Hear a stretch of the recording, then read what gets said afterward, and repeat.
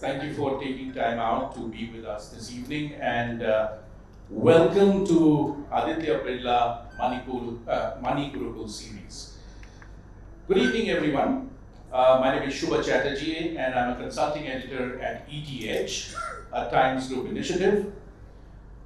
On behalf of ETH and Aditya Birla Mani, we would like to welcome you for joining us at the fourth session of the Mani Gurukul Series 2024, which will be spanning across 15 cities. After successful editions at Mumbai, Bangalore, and Hyderabad, here we are at Chennai to continue imparting education.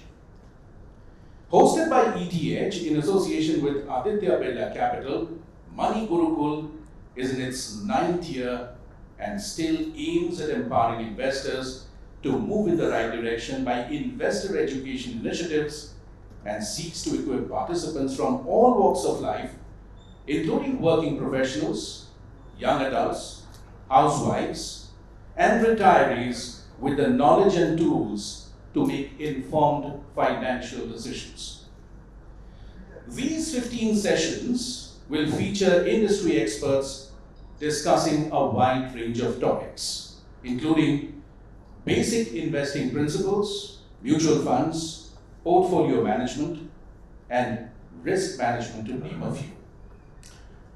Now let's talk about the interim budget of 2024, where Finance Minister Nirmala Sitharaman stated Prime Minister Narendra Modi's vision for a Viksit Bharat or developed Bharat, developed India by 2047, which represents the government's vision to transform India into a developed nation by its 100th year of independence in 2047. We believe that to pave a path towards this vision, our step should be to continuously educate the investors to move in the right direction. Mani Gurukul will focus on continuous financial literacy, which will equip individuals with the knowledge to make informed financial decisions. A lot of the discussions that are going to happen today are going to be about informed financial decisions. Plan for long-term goals, and that's also a very essential component in our conversation today. Plan for long-term goals and manage market volatility. A lot of the investments that are done in markets are also driven by fear, or investments which are not done at the right time are also driven by fear. So we are going to talk about how you can manage market volatility, and we have a stellar panel of experts who are going to shed light on that as well. By mastering investment strategies and understanding the investment of a diversified portfolio, we're going to talk about how you can build a diversified portfolio.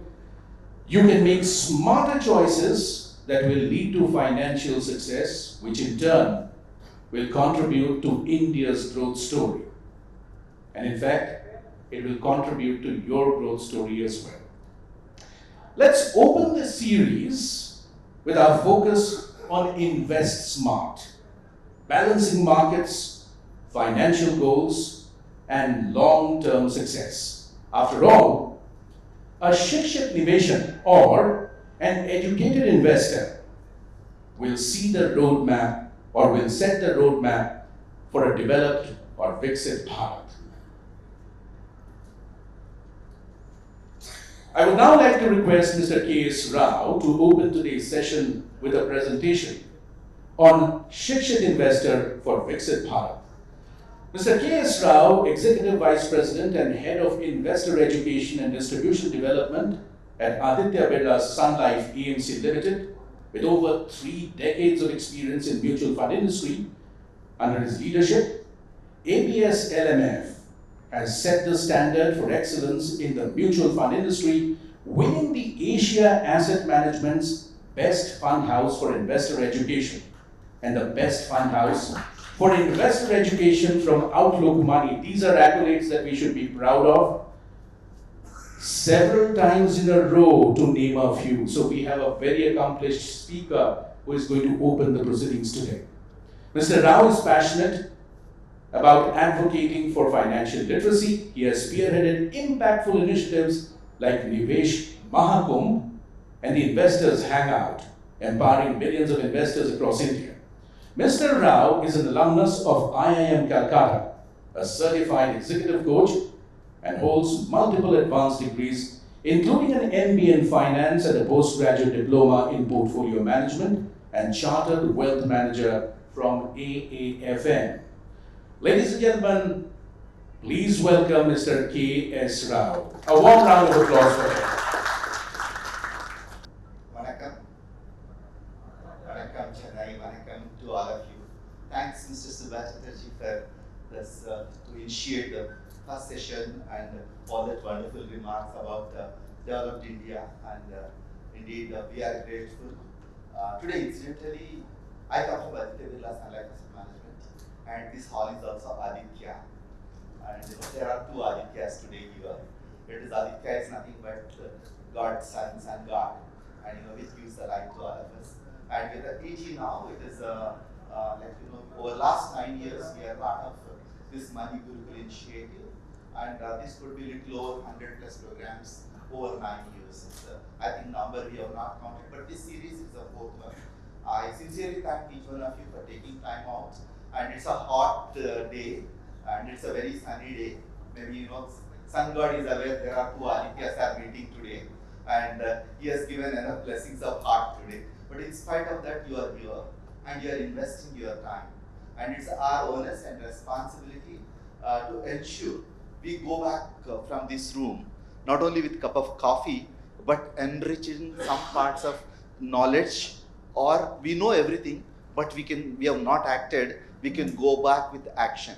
It is this is whole intention is to make all of us.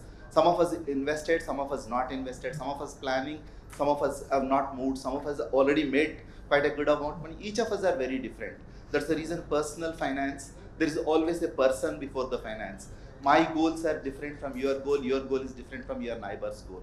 Means each of us very different, and we need to plan very differently, but broadly to understand. And more so in the current scenario and in the current market conditions, we have lot of dilemmas, lot of biases, and we need to understand those, and we need to move forward. Probably this afternoon when I came and I was in T Nagar, and normally I used to see Chennai, the traffic is disciplined and people are disciplined. Probably people like us who are coming from outside corrupted, and I have seen people passing through the multiple directions. Probably you don't just need a rear view mirror and the front view, you need 360-degree camera to drive, and that is a complication of driving in Chennai today. One could be the infrastructure reason, other could be a indiscipline. Same thing is happening in the market. You need to have a 360-degree view.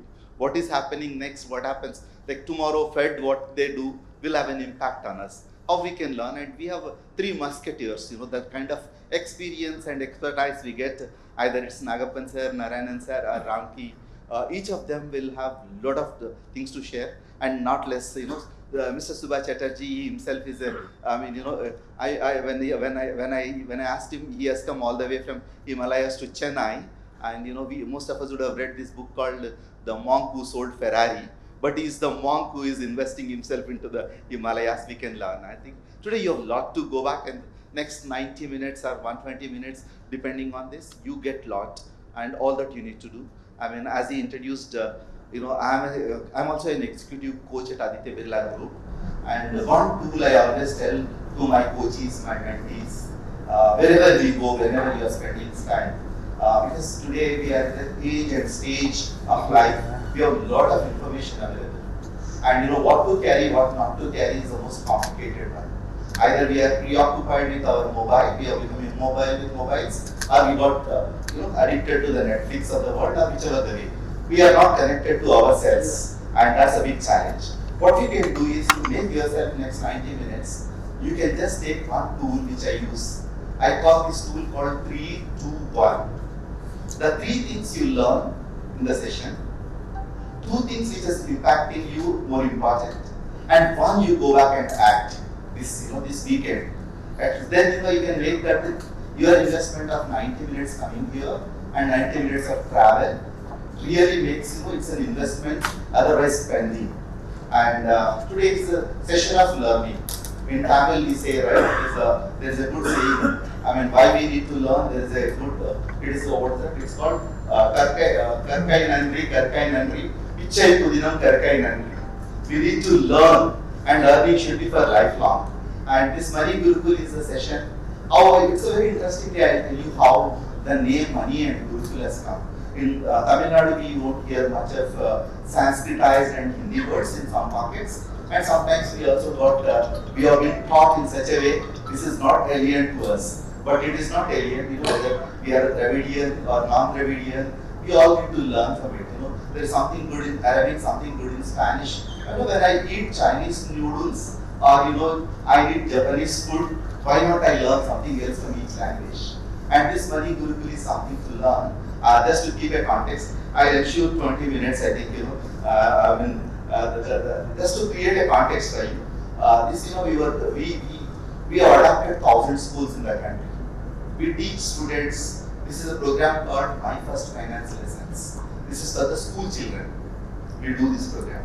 And one of the schools in Karnataka we went, and that is the day this rupee symbol has got launched. Rupee never had a symbol. We always RS used to write. This rupee symbol was inaugurated. And there is a girl, we were asking, and the girl, she is in 3rd class or 4th class. And we have just asked one fundamental question: how do you define money? And this girl, that day rupee symbol has come. She said, she got up and said, this money, M-O-N-E-Y, that one is that 1 rupee coin. And she said, I remove myself money from there. That 1 rupee coin, if I find on the street, if I save, I am a saver. If I spend, I am a spender. If I invest, I am an investor. That is the definition this small girl, little girl has given. Then we said, we got this information in the school. This is a girl who has given. Why should not we have an initiative called Mani Gurukul? Before that, we had an initiative called Paila Kadam. The first step, what you need to do, that we used to do with CNPC. Then we are working with ET now. We said we will have a Mani Gurukul. Gurukul is the old traditional way of a learning. There was not a formal schools, it was an informal schools. In fact, I belong to a family of 3-generation teachers. My great-grandfather used to run a Gurukul. And they do with a selfless motive. What they do in Gurukul is the teaching is very different. It is the same teaching today we adapt in Harvard school. The school is like this. How we adapt it in Harvard, this Gurukul and Harvard is the same kind of methodology. What you do is the first one, I tell Sanskrit word, I'll explain it in English. They will teach you in the morning when you go for session. It is called Adhyayan. There is a Adhyapak, there is a teacher who teaches you. And you go back to the room and you do Swadhyaya, self-learning, what you learned.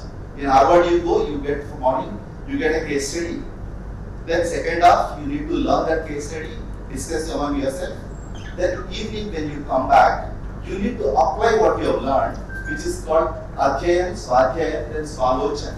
The third one. Swalochana is with your own insights, how you apply that to yourself. You got it right? It is complicated? Okay. It's today what we can do is this Mani Gurukul. We will learn from the speakers, experts here. 3 experts together, 100 years of experience, 100 years of learning we can look at. And they have seen good, bad and worst. Whether you talk to them about Harshad Mehta's scam to till date, they understand, they have gone through it. It is not the information what we search in the Google, it is the confirmation we can get from these individuals. I think it's going to be very rich experience. Means what you learn from them. You go back and learn for yourself what is happening. And then apply what can work for you, not everything can work for you. Today I think, just as we are discussing with Mr. Subhash Chatterjee, this is a world, in the SEBI, there is always this discussion. We are addicted to the reels, we are addicted to the YouTube, we are addicted to the social media. There are lot many people, you get an advice which you don't need it, and you don't know how much advice is good for you. And we are just get so much of information. And somebody needs to be filtered it. And that is the reason SEBI use sometimes this fantastic term. The influencers, some of them are very good, no doubt. But if somebody is having some motive, I can tell you whatever I want. Today, don't believe everything I say, because if I am coming with some Western interest, you need to think for yourself. That is the reason it's not of influencers, it is called influenza. That influenza is there. then that's an influenza. You need to look at that. I mean, this is about the Gurukul, and it is coming from the ET today. And for me, that ET is education for transformation, education not for information. And we are coming from the edge, how we can get there. I think Warren Buffett, who said, when he said, the more you learn, it is the more you earn. In this current world, ideas are the currencies. I may have a little money, I can make more money if I have right ideas. And I think Benjamin Graham, who said, the best investment you need to make is investing in yourself. That can be your best interest. Today you are investing time. This is where I can move forward. I think I have already 5 minutes. And we have just completed 30 years in this mutual funds. And thank you so much. And we managed little over 3,90,000 crores as of today. As of yesterday, 3,96,000 crores. And thank you all. And this is the only thing I talk about my fund. This one. After this, there is everything about investments. We celebrated Warren Buffett's birthday, 94th birthday on 30th of August, just before. And there is one thing very interestingly on this learning, what you can do is, we can look at is there is nothing wrong with knowing nothing invested. But sometimes we feel we know everything, but we don't know anything. And more you know, you feel tomorrow, always it happens, there is a when we call about these black swan events, which suddenly something comes, risk comes, things you don't know. It is like the accident comes in Chennai, the guy coming from the left side, we always look for right side and he comes and hits us right. And we don't know. That's where you need to have always learning something. It's like in Gurukul, you learn always, it's like Gurukul 397, which says, Yadhanam Nathamal, what is it? Uramal, it's a Ennaruns Sanjuk Kalladuar. It's like that learned man is respected wherever he goes. That's where he belongs to. That's where you can look at. And we are talking about this Vikshit Bharat. Vikshit Bharat is nothing but it's a developed India. 2047, when India celebrates 100 years, where India is going to become a developed economy, not the developing economy. 1992, I was preparing for my civil services, I was writing my mains examination. That is the time there used to be an essay, write something about Indian economy. The first line I used to write is, India is a developing economy. This year, my son is appearing for UPSC. He is also writing that India is a developing economy. It's 32 years has passed. That developing has not become developed. Probably, his child, means, your children and grandchildren, when they are writing 2047, they are just writing that developing to the development. That all that generation is happening. Means, next 30 years going to be years which we can look at very positively. In fact, last 32 years, probably in 1992, when P.V. Narasimha Rao started the reforms, we would not have visualized in 2024 India will be like this. At least now we have an opportunity to visualize how India can be 2047. Means, our past, last 30 years is designed in such a way we could not define it. Now we can design ourselves. There is something, we can visualize it. That vikalp we can have. That is where, this Vikshit Bharat. And Vikshit Bharat is not just a vision of Honorable Prime Minister. It is a vision, dream of each one of us, all the Indians. And there are many parameters. Some of you would like to learn more about Vikshit Bharat. There is a fantastic microsite available. It has been very nicely done. How that entire roadmap is there to develop. How the nation is going to develop in all aspects. Not just economical aspect. India is a nation of people of different cultures, different socials. All together, how we can get there. Like, it's like starting from the harmony to how I can maintain, how we can manage our money. It's in the financial markets, it's the infrastructure, it's the capital formation, it's a human capital, or it's a trade openness, everything. And this economy is driven by the innovation and the technology and sustainability. And which is going to create billions of jobs, which is going to create it's uplifting the standard of living of everyone. In the last 5 years, it's a 25 crores above. They moved from the poverty line to the above poverty line. Below that BPL probably we eliminate totally. That is and it is going to that resilience which is coming in. That's what we call it's Atmanirbhar Bharat, which is self-resilient. Which can become, means the nation is going to, I am not going to talk on the Vikshit Bharat longer. This is not a presentation to talk about Indian economy, but 3 things you can look at. What is most important is India's GDP is going to be multifold. Today we are at 4 trillion economy, which is going to be almost 6 to 7 times. It's 34 trillion is anticipated by 2047. means India's GDP is growing. Second is per capita income is growing. Each of us, whatever we are earning, average earning of Indians is getting multiplied from almost 3,000 USD today. It is going to be a 7 times 21,000 USD. Means our incomes, it will get 7 times. Some of us in this room, it can be 21 times or 30 times or 50 times. It all depends on how we work for it. But there is a tag which is coming in. Our life expectancy is also going up. You are going to live longer. Means you need to manage your money source in such a way. You will outlive your money, not your money outlives you. That you like if the money is not there, we can't live. And how you can do it? Because your health cost and everything is going up. We need to look at how we can build that. Our life expectancy is going up. Life expectancy is going up. It's in 2021 it was 67 years. It's expected to be 84 years. And most of us in this room are going to live much longer in the sense. In fact, there is a wonderful book. If somebody is interested, you can read. This is a professor from London School of Economics, Linda Grant, and she has written a book. She has written the world is looking for 100 years work life. Today we look at 58 retirement, 60 retirement, 65 retirement. Nothing called retired. You need to rework and retire it, and you need to retire. Renewment you need to get there. And so this is where we are looking at Viksit Bharat, which is going to get a speed, scale, and the scope which is very different.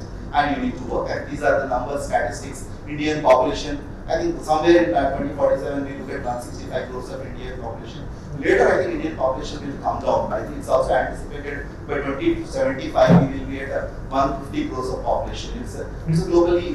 Currently the growing population. I mean, we can look at China as an aging economy. We are a growing economy, but we also will catch up there because somewhere our ages the mid age is going to go up. I mean, average count. And this is where the GDPs, these are the things which I spoke. And all that we need to do is we need to navigate ourselves to the 2047 for our future, our children's future, our next generation future, and nation's future. That GPS is for us, it's how we can look at. I mean, probably I can call that GPS for us is when you came here to Aditya here, you put it in Noida colony and then it is redirected everywhere and you come here. The GPS here, we can go back for the 2047 is your goals, and we have the 3 experts, how your portfolios can be built and how you stay invested. Your goals, your portfolios, and stay invested. This is a Viksit Bharat, and this is where your transformation journey of the nation, how you can have your own transformation to that. Let us together make that happen. And it has been mentioned, it's investing smart. How do you become a smart investor? The smart is normally specific, measurable, the goals. But here the smart you can define very differently. You need to be an educated and empowered investor. Not I learn what I learned today is not important. I need to learn continuously. The Shikshan investor. And managing volatility is the most important. Markets will become much more volatile, but you should not become volatile. I have a wonderful friend of mine, Mr. Ramakrishnan. He is also a volatility coach. And when markets become volatile, how I need to be, manage the things. When road is in chaos, I cannot be in chaos while driving. I need to be in cosmos, like the way Himalayans. It's like the peace and bliss you can get. How you can manage the volatility. This word is defined as a VUCA word: volatility, uncertainty, complexity, and ambiguity. What you need to have a different VUCA for yourself. That anecdote of VUCA to VUCA is you should have a vision, you should have an understanding, you should have a clarity, you should have an ability to manage things. How you manage, that's possible. And what you can do is asset allocation is the most important part. We will ask these questions to the speakers. We will learn how this asset allocation can work. Where I invest, how I invest, what is that my money can work for me, what is that I need to do, various asset classes. Today equity, debt, gold, and real estate. You have multiple assets. Incidentally, this is ET edge. That edge is, you want to get the edge of asset allocation, have edge. Equity, debt, gold, and estate, real estate. All combinations, not overbalanced, underbalanced. Then today we have seen last 5 years, markets are giving the highest returns. Is that possible? Probably you need to look at risk before the return today. I think 2019 we did a ET Money Gurukul session in February 2019, and it was on the 1st February. Ramki was one of the speakers. That day Sensex was 36,000. Today is at 83,000. And also, like imagine you have got 150% of the returns. But whether this next 5 years we come back here, you get the same thing, not very sure. What is that risk you need to look at? And whether it's a time in the market or timing the market.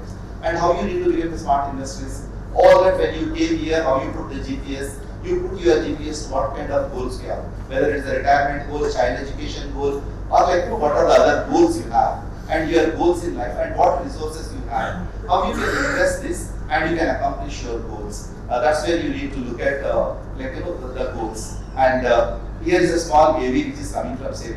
This is a super plan. Invest 10,000 now. After 6 months, take 20,000. Whatever you put, doubles. Double? Yeah, no, Mr. Kumar. He's also invested. You know Kumar sir, he's also invested. What all he's got today? Take out everything is that. Kumar, he's also invested. Bangalore, cash. All your books, straight up. Kumar, His life is set. Our Kumar's accounts come everything. You know that Kumar sir? That doesn't be happening. But who's this Mr. Kumar? Mr. Kumar. That Kumar sir. Don't just go by what people say. Check the details of your investment scheme carefully before investing. Second, how investor data. Any Kumars in this room? Kumar said correct. No, there are no other It's such a good business. And I'm sure there are no Kumars, but sometimes we become Kumars. Our intention is not to become Kumars, not to go with the rumors. There are two messages in that. One, don't go with the rumors, don't go with the markets. But there is a hidden message in that. How many of you got, I don't know. And we have a less women in this room. And probably every time when you are coming here, please come with your spouse, because financial planning is not for you, financial planning for the family. It is we are together. Personal finance, we need to decide as a family. All the people, all the men are the rumor mongers, but women got a wisdom to question who is that Kumar. And ensure you go back home and invest. Tell your spouse that where you are investing, why you are investing, what is your goal. And that's where you need to look at. And for me, it's always, I say while managing the money, you don't need to learn too many things. You need to learn, all of us got 4G and 5G network of the phones, right?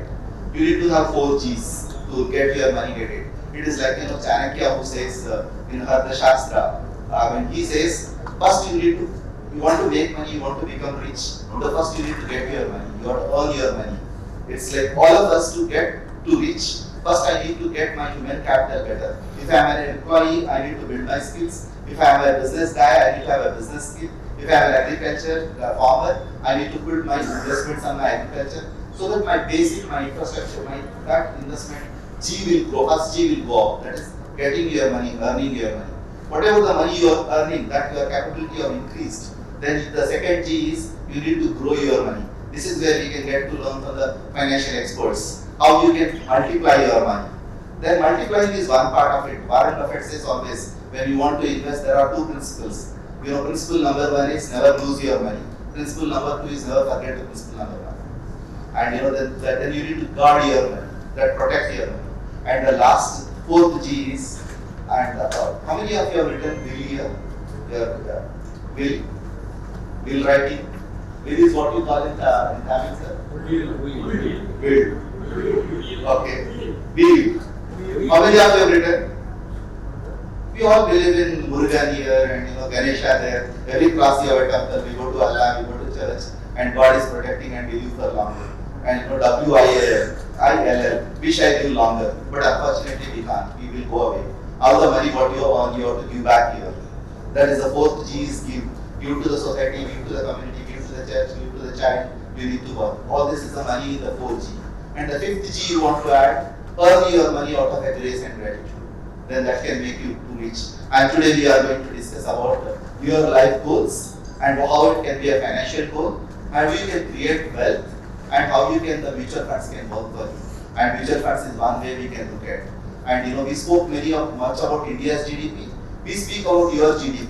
That is not the gross domestic product, but your goals, your dreams, and your plans. What are your goals? Please write down before you go back home, and go back at home and discuss this weekend. Spend this weekend as a financial date with your spouse, and what are your family goals, so that you have a common goals. Then you have a plans. You build that castle. That castle for me is an acronym. You should have your cash flow. You should have a right asset allocation. You should have your succession planning. Your taxation. Taxation changes every time. I am sure on the Nirmala ji when she presented the budget, next day every one of you would have been reading twice and criticizing thrice because the tax is gone up. I was in a place called Thrissur in Kerala on that day with a program I am doing with Manorama. In that room there are around 350 people And everyone says this taxation is too bad, and it was like, for some time I was looking at, they said in Kerala it's called Hartal, the strike, and they are so angry on Madam, but they have not seen the budget, how it will impact on the longer only taxation. Then in the process I asked them one question, how many of their taxpayers? Of the 350 I had only 32 people are taxpayers who doesn't made any garata. We discuss and we spend more. Paying taxes good for the country, saying taxes good for you. You need to look, that castle you need to build, your taxation and leverage, what loan to take, what loan not to take. Today, click of the button, you get the money from someone. Is it the worth enough? You buy one house, you buy the second house. Do you need to take that? In Hindi we call loan, usko ulta karo na lo. And what you need to look at. And your estate planning is the most important part. And each of us Indians are good savers. All our intention is you can become good investors. You make your money to work for you. When you work hard, let your money can work hard for you. That's where your power of compounding can work for you. You benefit that power of compounding. We can create wealth not because of the market. We can create wealth because we can save more and invest for a longer time. Have a lot of patience. That's where your SIP. Save more, invest for longer, and invest better, and it's patience for you.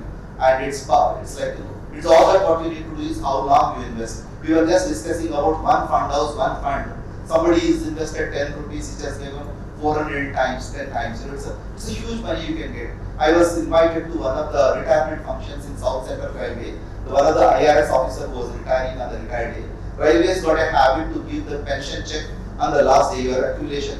And this guy got some 1.8 crores check on the day. And he said, thank you so much Railways. You gave me 32 years, I got 1.8 crores. And he got one of his financial advisor on that day. This is a friend of mine who helped me for the last 20 years. I am saving only 20,000 rupees per month. This portfolio is 4.4 crores per month. You work hard, but that 20,000 longer can make you double the money of your working. It is while you are spending your time for the company, you spend time for yourself to make that money. Think, take pause and do it. That's where you can invest. Power of compounding, power of investing. When you power of investing, power of compounding works. This is like a EMI to EMI.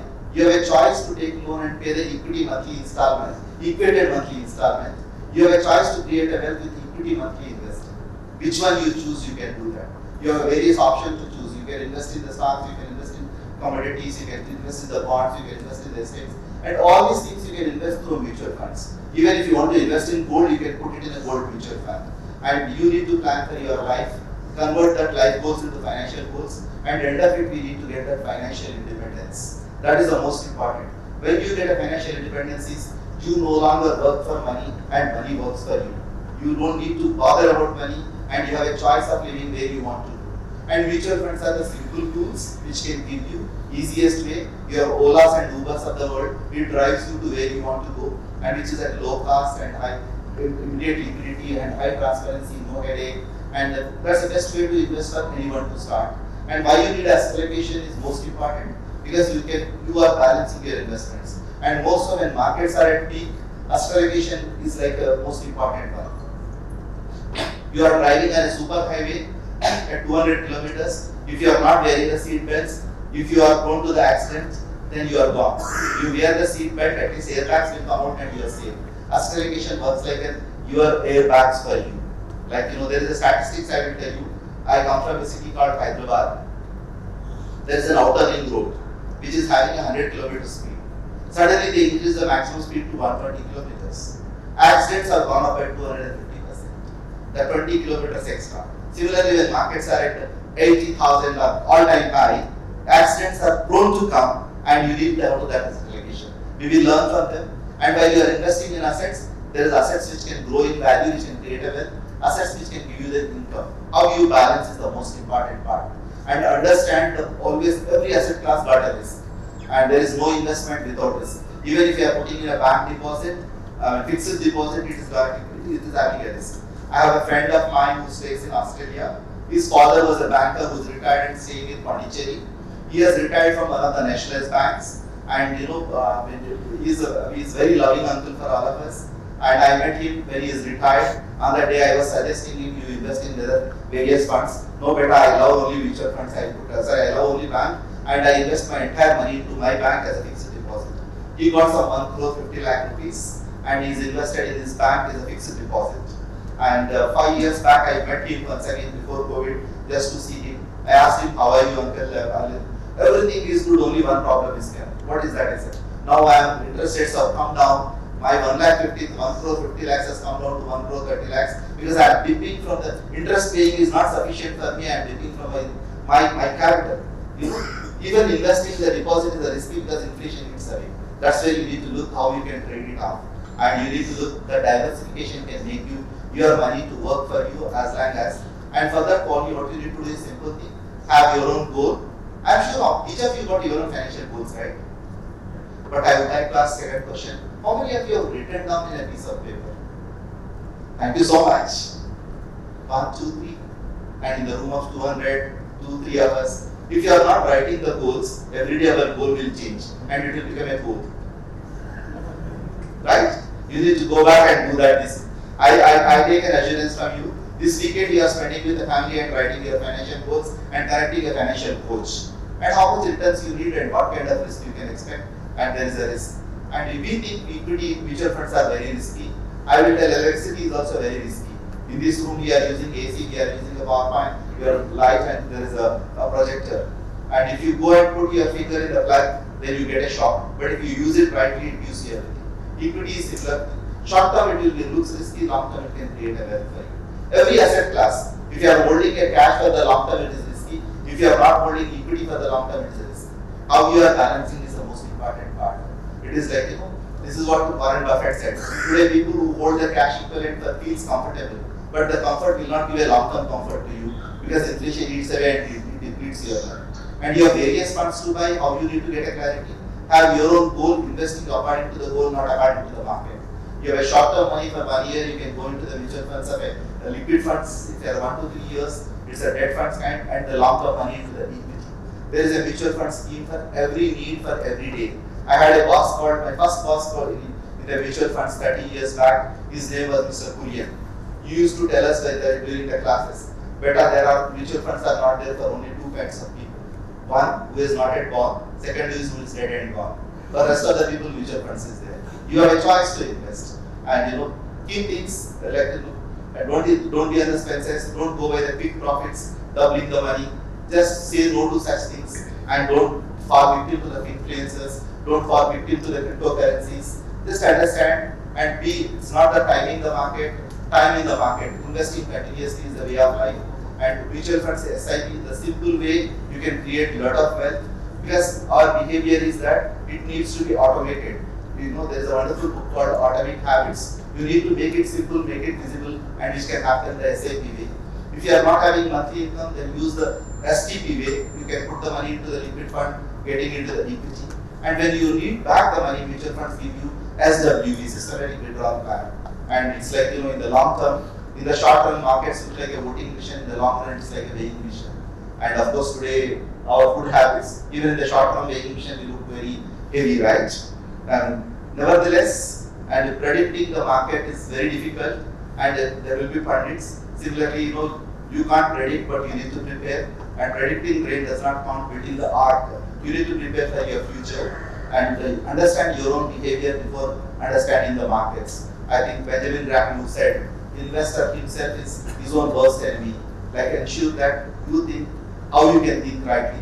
There are various biases. We go by, now currently markets are very high and everyone want to invest. That's where you see larger investor. There is a presence bias, there is a recent bias. Sometimes I know it all. Till the time you lose the money, I know it all. Overconfidence bias. And you have a choice paralysis where you have multiple things, you don't know what to do. If I go to the hotel today, I will give you to multiple dosa series 10 list. I don't know which one to pick up. Better I can pick up is what is my dietitian advised. You can look at choice paralysis and don't go by the herd mentality or hard hand bias or loss aversion. And that how I can do all this is better to have a financial coach.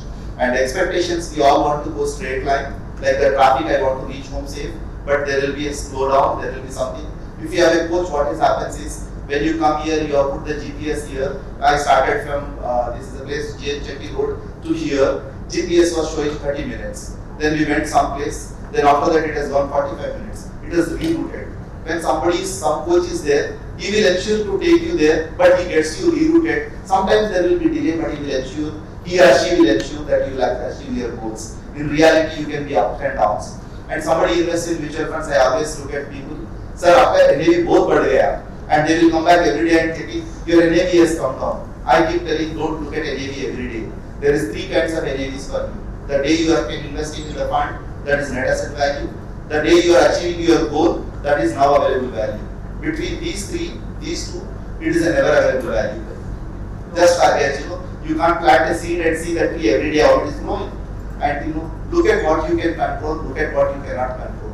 You cannot control what is happening in Russia, you cannot control who is the next president of America. What you can control is how you can invest for your goals, how you can have the process, how you can save yourself and save what is in your control. Be a long-term investor. Saying is easy, being is very difficult. Because in a good market, people will come when they are losing, they will become long-term investor. And you need to become long-term is you need to have that patience to play. And sometimes short-term, last 3 years, 4 years, I would have made money.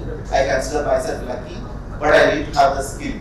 But even that luck is LUCK, labor under correct knowledge. Even use that short-term to get that long-term benefit for you. And investing is one important. Investing in yourself is equally important. Investing in your relations is equally important. I do this program called retirement planning for the retirees in Aditya Club. And most of the times I see people are working so hard, their relations are so bad. I said, after you retire, first you go and build your relations because you are spending the rest of the time with the people, not with the money. Money is sufficient. You need to invest by yourself. And this is my last part on the slide. If you want to go back and see, there is one template, one thing you want to learn, what you need to do is, these are the formula, this is broadly people can work for it. Create your monthly budget. Don't criticize Nirmala Sitharaman every year what budgets she presented, but what budget you are presenting for yourself is the most important. You stick to that budget, and then you have the money to save. Otherwise, you will never have the money to save. And you have a good financial coach. I think last week I met our Olympian Manu Bakar, and she was telling her own story. Her success was only because she had a wonderful coach. When she had a failure, the journey from failure to success, because the success has come because of the coach she had. And you should have that coach. Then have your goals. And one good thing you never forget is have your emergency fund, good times or bad times, so that you will not dip into your money. Keep that 3 months, 6 months, 9 months, the coach is the way guide you can have. And don't forget to have first thing is insure yourself, your life insurance and your health insurance. These 2 things are most important fundamentals. Then minimize the debt and maximize the investment. And save first and then the spend later. And invest wisely and plan rightly. And the last one is the focus on the long-term goal. Diversify your assets and create a will. I think majority, none of you have raised your hand when it is a will. If you have not written the will, please go back. I think Chennai comes, Madras comes under the other act, which is the most complicated. Even your house you cannot transfer to your children until and unless you are writing the will. And investment income, when you want to get a financial freedom, your investment income should be the higher one. That should work for you. I think it is like this, convert your cash flows into a capital flows. What you can do is, your regular income will be a passive income to the portfolio income. Then you get that financial freedom. And this is a part of investor education initiative we do on the aegis of SEBI. If you want to have any complaints, anything you want to write, anything you have on the mutual funds to stocks, SEBI got a wonderful, the portal called scores.gov.in. In fact, 2 weeks back I was in Ahmedabad. One of the audience has written a complaint on me. I said one thing there, tips won't make you rich, tips will make you rich. And that guy has written a complaint to SEBI on me.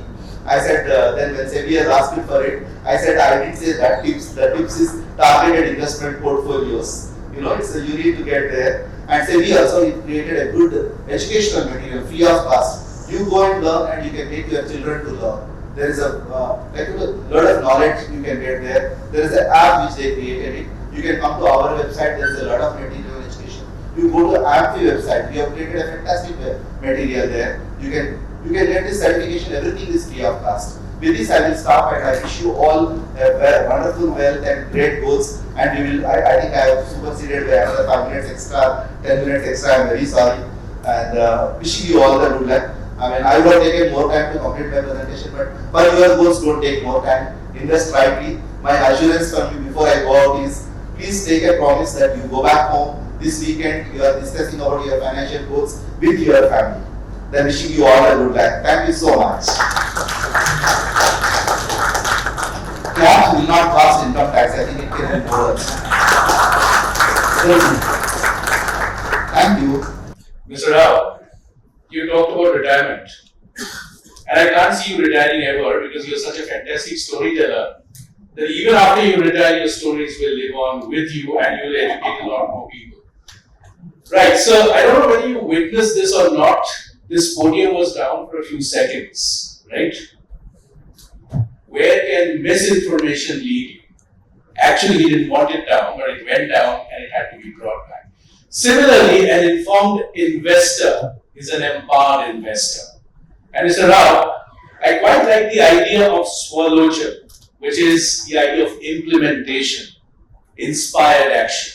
Once you have the knowledge, once you have the information, you can get into this entire act of inspired action, which will not only create wealth for you, but for generations to come. Thank you for your presentation. It was, I of course will go back a lot more educated and empowered myself. And right there in the hills, I will contemplate on how I can make my money work for me. So the idea, ladies and gentlemen, is to understand how you can make your money work for you. And for this, we have a stellar panel with us. The journey of educating investors, we will now, in this journey of educating investors, we'll now move into a panel discussion closely curated to deliberate on the theme of this series, which is Invest Smart, Balancing Markets, Financial Goals, and Long-Term Success.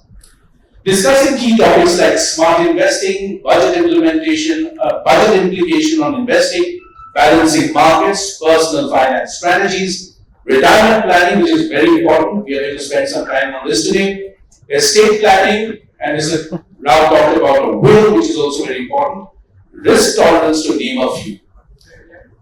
For this session, we have three wonderful luminaries with us from the world of business and finance. Let me introduce our first star, Mr. Ramakrishnan Nayak. Mr. Ramakrishnan Nayak is the director of Dakshin Capital Private Limited and a seasoned personal finance professional with extensive expertise. An alumnus of IIM Trichy, he holds multiple certifications including Certified Financial Planner, Volatility Coach, which he wears pretty much on his sleeve. Not on his sleeve, but right there on his heart. An associate life insurance expert with a deep understanding of investment strategies and financial planning. Mr. Nayak has helped numerous individuals navigate the complexities of personal finance and market volatility. This is a very important topic that we are going to discuss. How do you negotiate and navigate turbulence and volatility?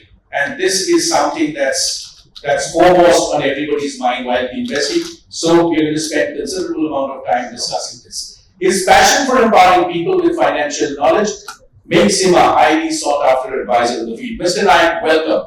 Please take your seat. Ladies and gentlemen, a warm round of applause for him, please. Trust you, believe me, you are going to go with a lot of knowledge from this forum. Alright, Mr. Narayanan A.K.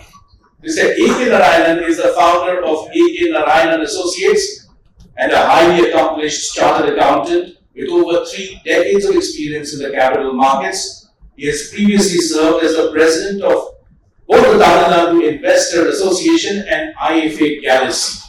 With a remarkable track record of addressing over 1,200 seminars and investor meets, Mr. A.K. Narayanan has been the guiding force for countless investors, helping them navigate the complexities of the financial world. Welcome, sir. A warm round of applause for Mr. Narayanan. And Mr. Rao said we are in this constellation where we have 2 suns. One of the sons that we have today, among the 3 sons that we have, is Mr. Valiyappan Nagappan. Mr. Valiyappan Nagappan is the immediate past president of the Hindustan Chamber of Commerce, India, and an experienced entrepreneur with a proven track record in the financial services industry. As an independent director at Sasmita Home Finance Limited, he brings strong expertise in equity research, negotiation, business planning, and banking. In addition, Mr. Nagapan serves as a non-academia member on the Board of Studies in Commerce, Bank Management, and Industrial Organization at the University of Madras. Mr. Nagapan, welcome. And finally, our storyteller for this evening, who is going to impart us with a lot of his own experience, knowledge, and his collective wisdom of doing more than 100, possibly more than 100 workshops around the country. Please welcome Mr. K.S. Shah. Okay, a quick advisory as well as a to-do thing for you. Before we start the panel discussion, I will request you to jot down your questions on the cue cards. All of you have got cue cards with you. So catch hold of those cue cards and jot down your questions and pass them on to our ushers. We'll take your questions and we're going to answer all of them, right? So here's an exciting conversation up for you, and I'm sure you're going to implement a lot of these action steps in your investing strategy. Another request to all of you, if you could keep your phones in the silent mode or switch it off for the duration of this discussion so that we can focus squarely on what we're going to discuss today. And I'm sure you are going to think along with us as we speak. If you could have the microphones with us, please. Ladies and gentlemen, welcome once again, and here's a wonderful conversation that's going to take you to a very different experience of how you can invest and how you can make your money work for you. Alright, I'll take my seat this way.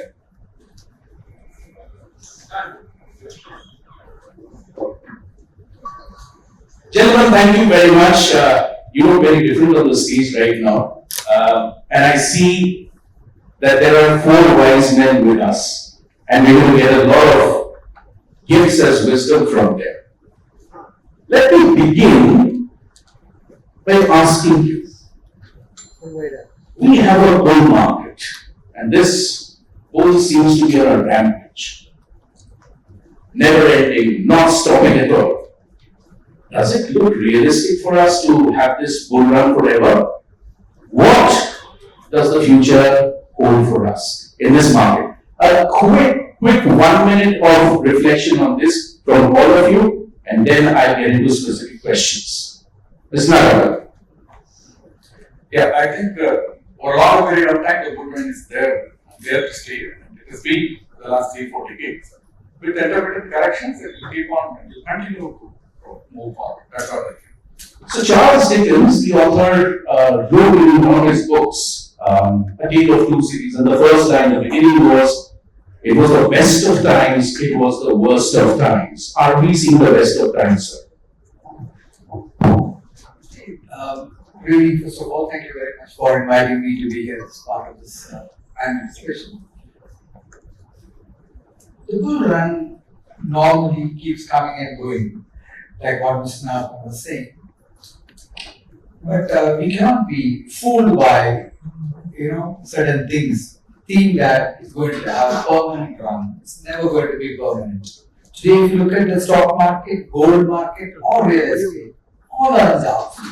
It cannot continue for a very, very long time like this. So one needs to exercise caution, and we need to take appropriate risk mitigation exercise right now so that we are not going to lose our share. Absolutely. So an intelligent investor is also an informed investor. So what's your take on the bull run, and what should the informed investor do? So thanks for the opportunity. It's wonderful to be here. With respect to bull markets, in the long run, the saying goes like this: in the long run, whether markets are we as humans all will go, right? So definitely we are going to go, but as we see in the history, this has its own time. When Mr. Rao was presenting that you don't expect a linear thing. It all depends on your goal. Suppose you have someone goal which is coming up in the next 1 year, and you think your stock market can make you rich and make you more powerful to do the wedding much better. You have to relook at that note and see your goal. If the long run is at least 7, 10, 15 years, look at equities. Even this market is good market. But you have a goal which is coming up in 1, 2, 3 years. Be little careful, as Mr. Narayan has said, and allocate your assets. That is what which is there. This advice will not go wrong in any market. Whenever markets are higher, be little cautious and exercise your options accordingly. That's what. So the analogy that I would like to draw here is between Usain Bolt and the Kenyan marathon runners. Usain Bolt can only run 100 meters in one burst, and thereafter he gets exhausted. But for the Kenyan runners, even a marathon seems so easy and seamless. Mr. Rao, are we in for a marathon? Thanks once again, and probably 3 of them are the very experts. And the clear question is whether this bull market. I look at corrections are part and parcel of the markets. And when I started my career way back in '92, the moment I moved from the public sector to the private sector of the industry, and that is the time there is a Ashat Mehta scandal has happened. I'm not sure somebody is advising me not to move and whether my job is guaranteed or not. And stayed back. Then 96 we have seen MS shoe scandal. Then for 2000 we have seen the tech bubble, and 2008 global crisis. This is a part and parcel of it. As Mr. Nagapan and Narayan has said, these corrections will come. It's not one way you can look at. This can happen. And all that what I can do is, I do not have a control whether it's a bull market or bear market. What I have a control is staying invested in the market and not stay invested the total money. That's where we have an asset allocation. Probably you can't predict the future and you can't see, but you can prepare for it. And we are not the astrologers, and astrologers also can go wrong. And don't worry about it. And like as Ramki said very rightly, if I have 3 different goals, your long-term goal, your money can stay invested. Short-term goal, if it is done, you can take some money out. This is a time to pull it out, and you can look at that.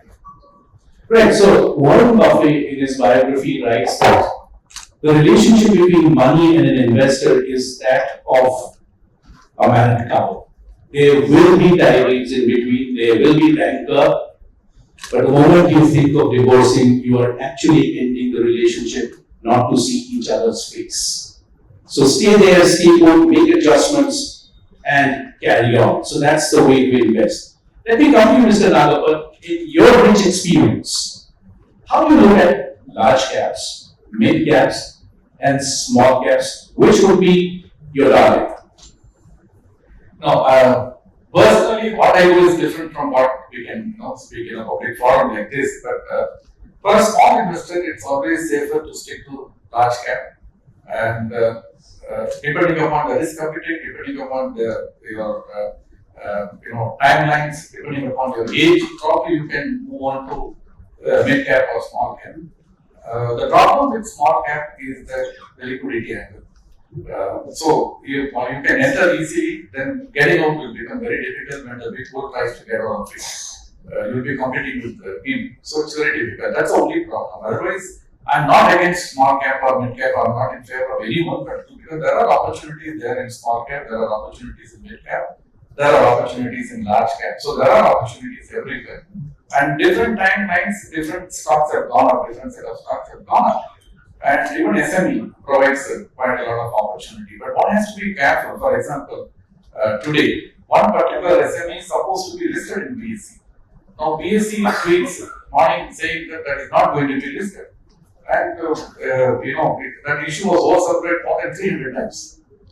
And our entire money is locked up. We don't know the fate of that because they say that they have asked for certain queries, and as long as their queries are answered to their satisfaction, the listing will not happen. So, this kind of thing, risk a big, large investor can take, but whether the small investor can take, so that's why. So, do you mean to suggest it depends on your appetite, it depends on your goals, and the way you look at your investments? Yeah, see, generally, there is a general rule that the small investor avoid small cap and mid cap, but then there are exceptions. If my risk appetite is there, the way I am brought up from a very young age, I am used to taking risk. I have deep pockets and I don't mind spend around.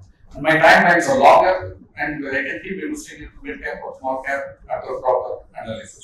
So, horses for courses here depends on your risk appetite, depends on your outlook towards your money. So, take an informed decision, but it's a personal decision at the end of the day. Let me come to all three of you again on a very critical question that actually defines markets. You know, I've been a journalist with business television for about 23 years, and my day used to start looking at the US markets. They would pretty much define the way Indian markets would react the next morning. Now, there are conversations around Fed cutting rates, and there could be some amount of volatility around that. What's your take on how the Indian market would behave if something like that happens? I'll start with you, Mr. Nagar. See, the expectation is 50 basis points reduction. We don't know whether that will happen or 25 basis points or whatever it is. Assuming that that happens, I think that's a clear indication that the interest rates are going to moderate and not going to rise anymore. It's going to moderate, and if that happens, the inflation is under control. That's another message which is coming. Then what will happen is the money will slowly start moving out of US. And it will start, it will start moving out of US. Second, within US also, it will start moving out of debt to equity. So outside US also, it will move to equity and various other asset classes, including gold, silver, and crude. The very fact that this Fed rate cut, the news is there in the market. If you look at it today, dollar has, was 84, fairly steady all along. Today it is 83.75. The demand for dollar is coming down because people are selling and taking. So, and crude price, it was 65 last week, has gone to $70 cost. Gold price has touched all-time high. Silver has gone all-time at $29 or $28 it was. Now it is $32. So if you look at that, when this really happens, I think you will again see a rally in most of the other asset classes. But in stocks, you have to be very careful because it's not going to happen across all stocks. The Fed rate cut as well as the RBI rate cut has already been discounted by many people. It is not that market is not aware of it.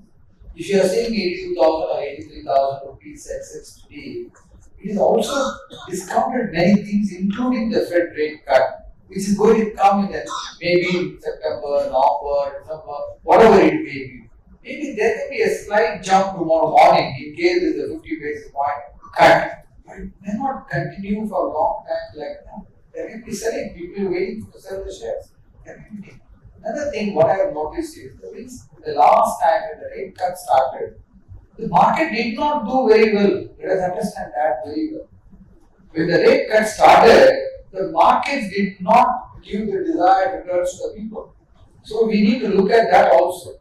So it is not that when the rates start cutting down and the money starts flowing into India and the market will go from 83 to 103. It's not going to happen that way. So we need to exercise more caution now than before, in my opinion. Because people are just looking at anything and everything. The other day when I was talking to some group of investors like this in Madurai, I was asking them, what are you doing and where are you investing? What kind of return you are getting? One lady got up and she said, Professor, she said, I'm getting about 30%, sir. If I get that, that is okay for me. I said, where are you going to get 30%? She said, last 18 months I've been getting. So this is the expectation that people are sitting. And like what you are saying now, the Fed rate cut, people are under impression that it will go to 40. My own feeling is it may go back to 12. So are you an investor at that time? That's a question we have to understand now. We have to bring down our expectation, moderate our expectation, and make them understand 12% is normal and 30 is abnormal. Are we ready for that? So don't chase the abnormal, but consistently keep investing so that there is some kind of linearity in the way you are thinking. Don't look at things which are beyond the scope of normality in that sense. Let me come to you, Mr. Nayak, and then I will come to you, sir. Yeah, with respect to this question, I would like to take the investor should look at two broader things. What we are discussing is a macro aspect of it. First thing is this US, Fed, or RBI, or anything for that matter, these are all macro. There is something which is investor specific. If we have no understanding about macro, that doesn't mean that it may suit me as an investor. This is first learning. Beyond everything, we have to make it. When we go to the question of macro and US Fed, the broader expectation is US cut the rate, then there is no reduced interest in US market. That money goes to any market, including emerging market, including India. So we will have funds coming in. This is one goal which we are making. Whether it happens or do not happen, nobody knows. As of now, it is an expectation. The second thing is what happens to the inflation. That is when we are talking about US or global inflation. Whether it will have a reduced inflation or whether this rate cut is going to be sustainable. Rate cut happens, again the inflation moves up, and again it is a question mark. So these are all things which we can broadly look at it. We can say our flows can be better. We may get better flows. We may, right? But there is no guarantee. As Ms. Narayana has said, that last time markets didn't react initially, but largely when flows are there, we are not likely to do very well. But how to look at this as a situation? Can my SIP stop? Because there is a US rate cut which is happening. Can an SIP increase?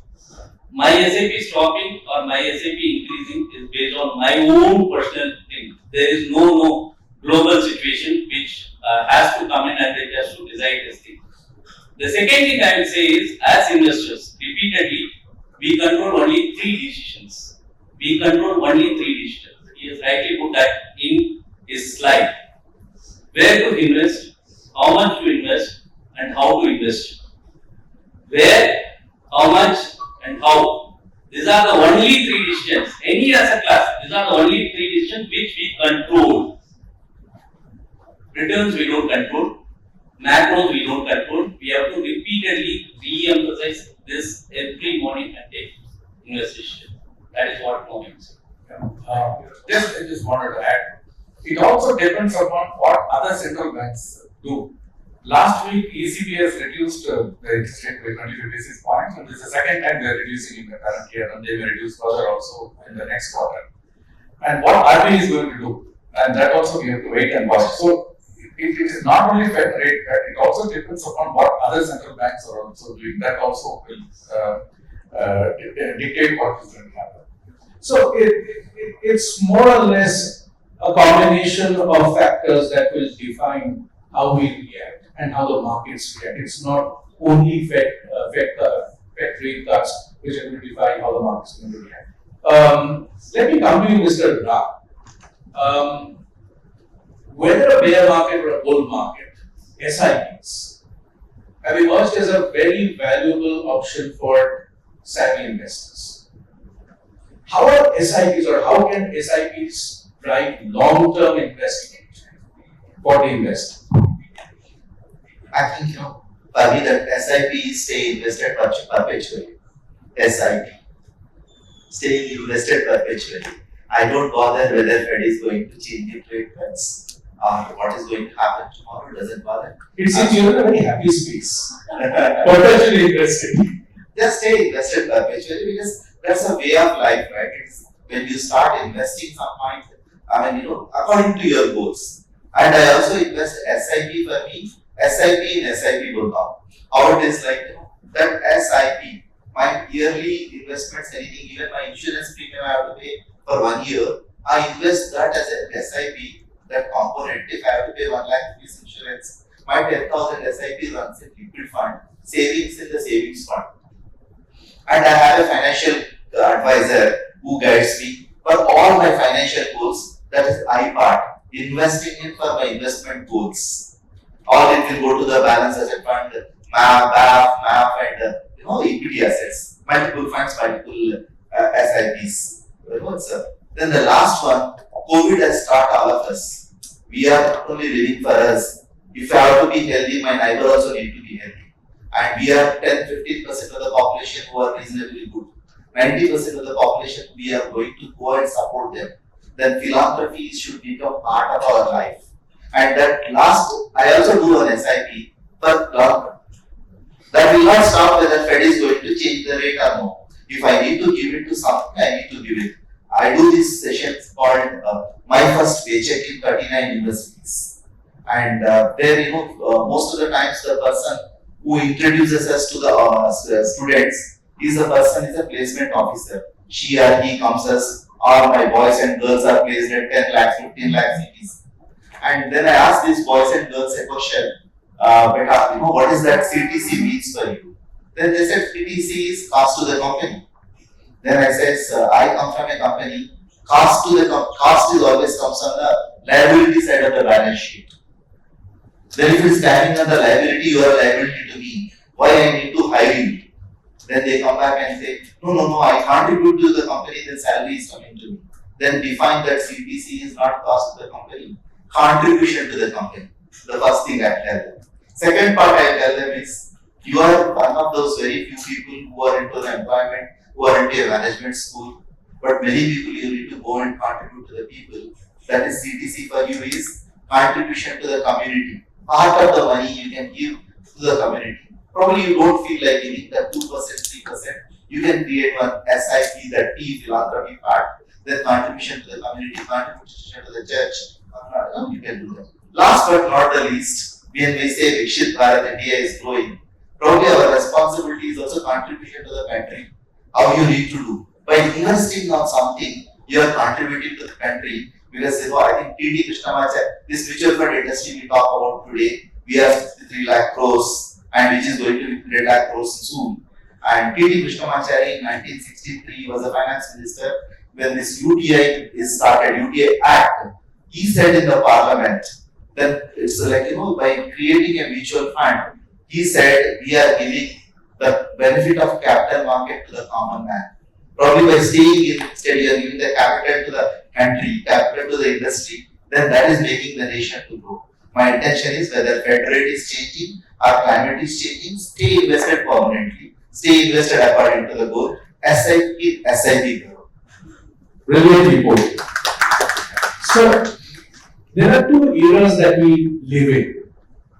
One is before Google and then after Google. Now Gen Zs happen to be part of the after Google era. And I see a lot of youngsters now taking active interest. So there are you will find two sets of them.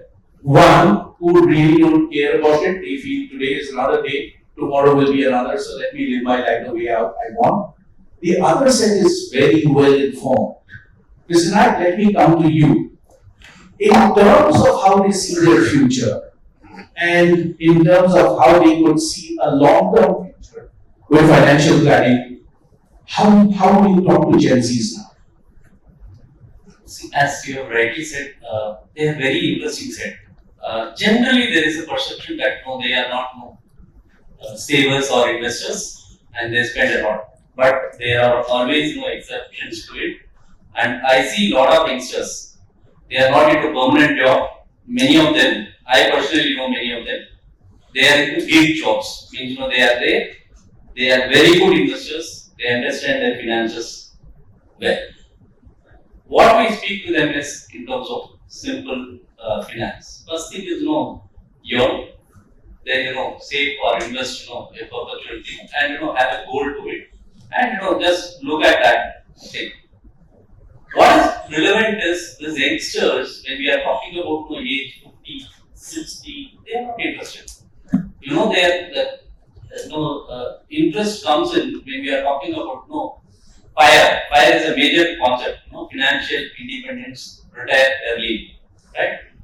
Retire early. That is something which everybody likes it, And you have a fire score also. Correct. We have a fire score. So that is what interests them. So life is of course long. Investments are long. Our decisions are also long. But to be with them, we need to have that space. Initially, we need to guide them. With time, minds change. They always look at this 5 years, 10 years kind of decisions, 15 years kind of decisions. But with time, they increase their horizon. One of the personal thing which I share with this thing, I take 2 minutes. This is a kind of story you can say. Year 2016, October 2016, one of my friends came and he said, what connection you are using? I said, no, I'm holding a postpaid connection. Right? He was telling that you are holding a postpaid connection, paying 1,200 rupees per month as bill charge. Now this new telecom company has come in. Look at their prepaid tariff price. Prepaid, is not statue. Postpaid is. Don't bother about this. Look at this prepaid plan. Anyway, phone, you say hello, they will also listen to hello. And you want to raise, you want to see your product, everything you can do it. Just go and check it. I went, checked in the website. I saw that that cost was only 200 rupees per month. Means 150 rupees per month, not 200. Exactly the saving was 1,050 rupees per month on one connection. I was having 2 SIM cards, so 2,000 rupees effectively I can save. So immediately the next morning the decision was made and this change has happened. From that day, I have been investing that as a SIP. I have other SIPs, but this SIP is a specific SIP because I save out of my expenses. That 2,000 rupees, now 96 months old. Just last week I was reviewing that thing. That is, it is 96 months, approximately 1.9 lakhs I made it. But today the value is 3.98 lakhs. Just being in a conservative, not very aggressive fund, it is in a hybrid fund. This 3.98 lakhs has come by just changing the habit, right, of choosing a prepaid connection over a postpaid connection. I have not done anything.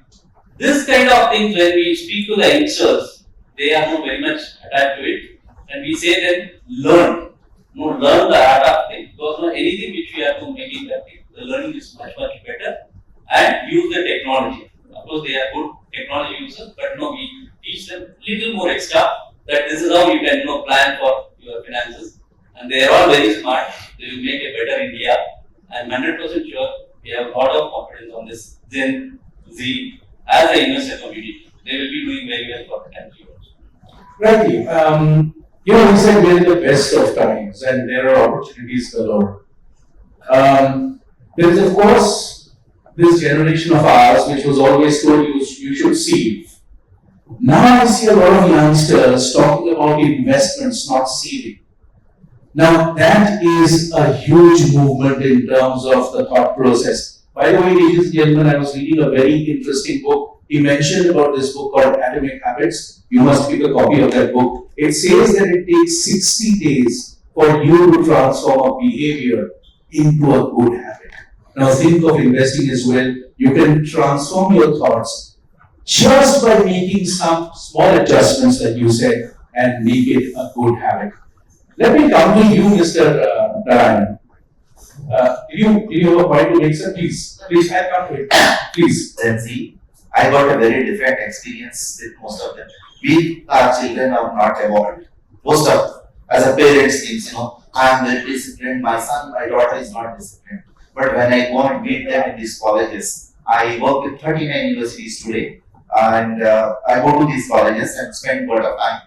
And they have a different attitude towards money. All that, they are a generation, they want instant gratification, but they are a generation looking at investments very differently.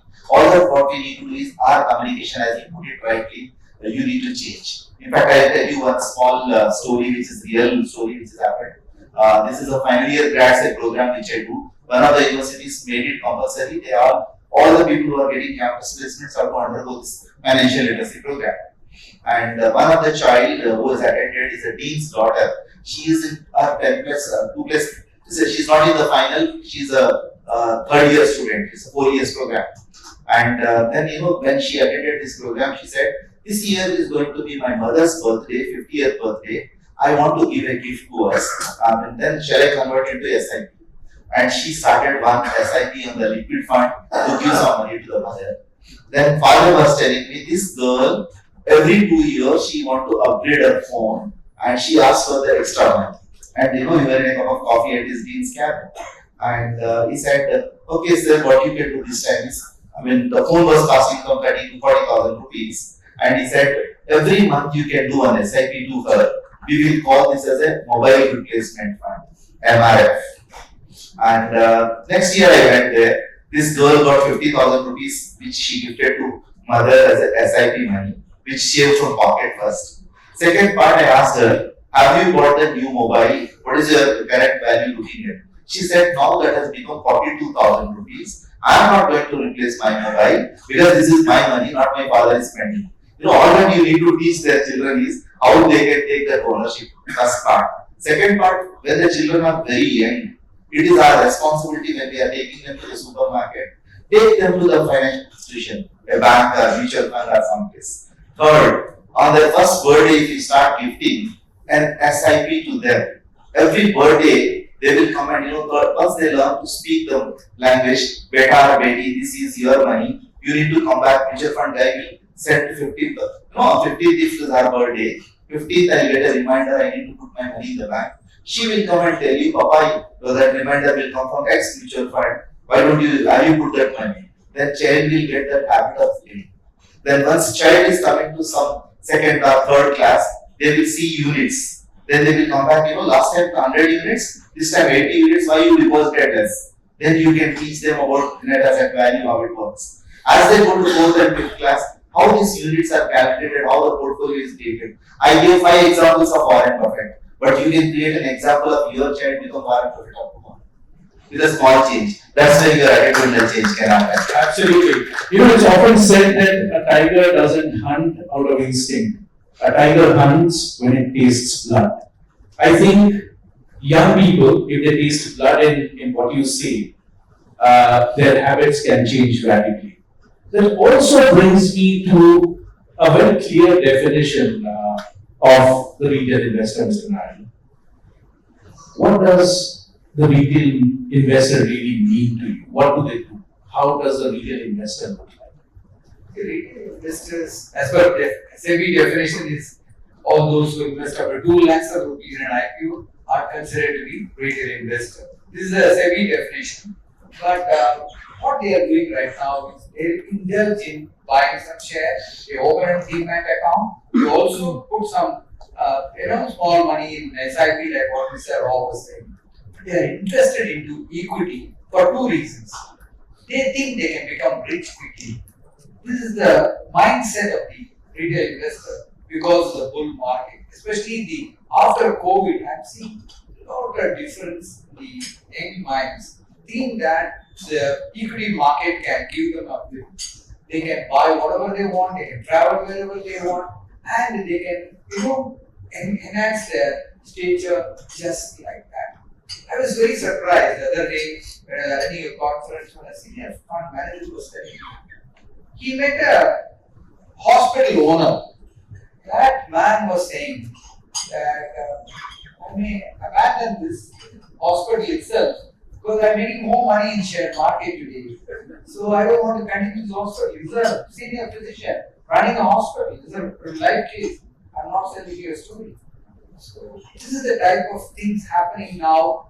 Some things are good, some things are bad, but one needs to exercise caution. But retail investors, everybody wants to buy some shares and sell it, and then they make money. The SEBI study says 80% or 90% of the traders are losers because they just try to buy some share and try to sell. But some of the good, sincere retail investors are there who buy good stocks after the fundamental research, they do it. But many of them are indulging in this retail trading and also getting into futures and options segment. That is also very, very dangerous. SEBI is cautioning time and again. 67,000 crores of money has been lost last year. because of intelligence. I don't think HNI will go and lose his money. This majority of them are retail investors now. The demat account has gone up, huge appetite for equity market. See the type of IPOs coming now. Everybody wants to apply for IPO, not to live with an IPO or the company for a long time to cherish the memory of the company. They want to sell it on the day of listing. The maximum days they hold is 5 days or 10 days. The Bajaj housing, which was listed yesterday, majority of them who got allotment, they are selling because they are very happy with 100% return. 100% return, where we get. They also indulge in leveraging their money. They put the stocks, leverage, they do a lot of things. So, one way is good, one way is not good. One needs to exercise caution again. So the construction of the image of the retail investor and the way people are seeing the retail investor and getting inspired by them possibly is not the right way to think about it, that you don't buy now and sell today. But there was this long-standing relationship that the investor had with the company. So you would look at specific stocks which have had 20, 30-year-old relationship with that company, and very often in the AGMs it said, "You're part of my family." So that's the kind of bonding the investor had. I think the same would hold for SIPs also. The moment you start investing and you are there in the long run and for the long haul, your relationship with the SIP is also going to be a very different one rather than a transient one. Which also brings me to another question, Mr. Nagapan. I hear a lot of people saying, especially in their late 40s, early 50s, "I have missed the bus. Why should I invest anymore? I have lost all the time. I don't see light at the end of the tunnel anymore. What will I do investing right now?" So, what would you tell? See, I think that's what I said. We have to be very selective and be conscious of the fact that we are talking to a larger audience, so we have to be more responsible. I understand that. So, with that in mind, I should tell you that sometimes the FOMO is good, the fear of missing out is good, and it's better to miss the bus sometimes. Don't worry about it. India is a land of opportunities.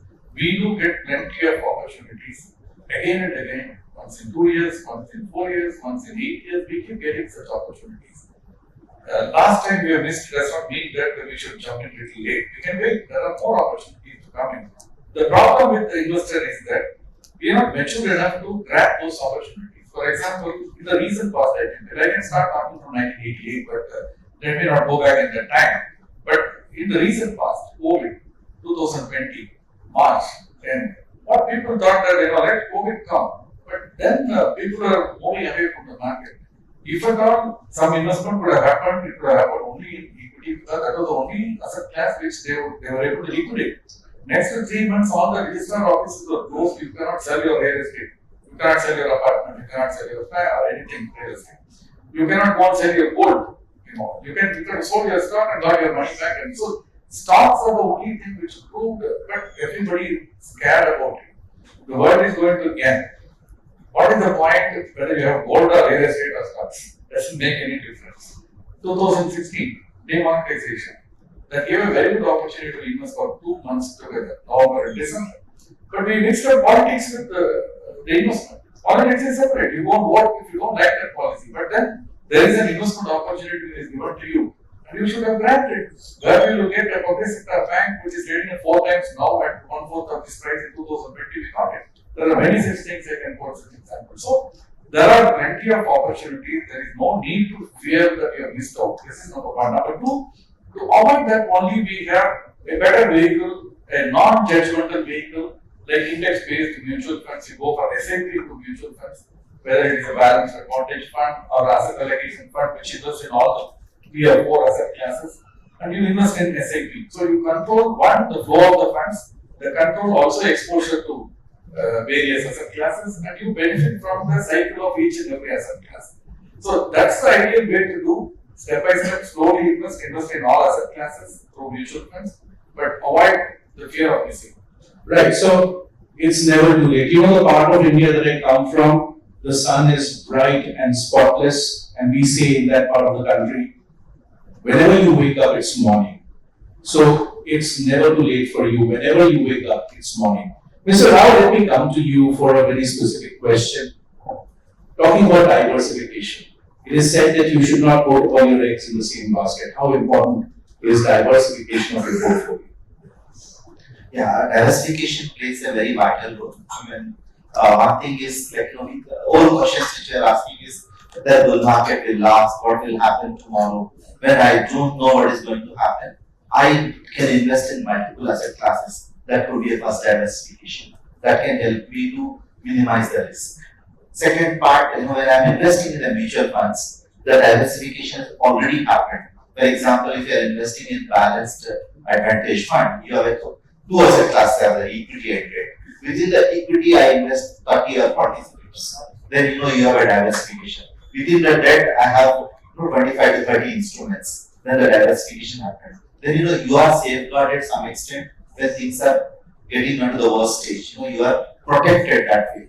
Means diversification. That's it. Third, diversification according to your goals. Your retirement goal can go to a different fund, and your child education goal is going to the different fund.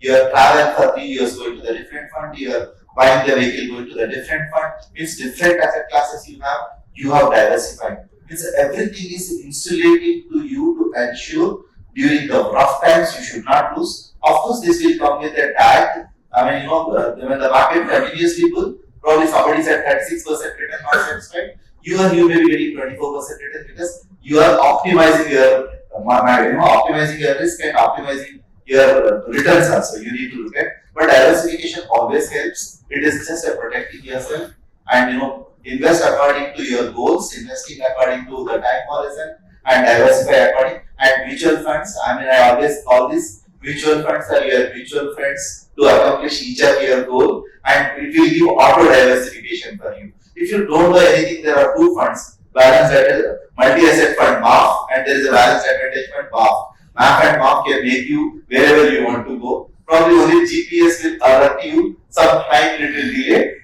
sometimes little faster.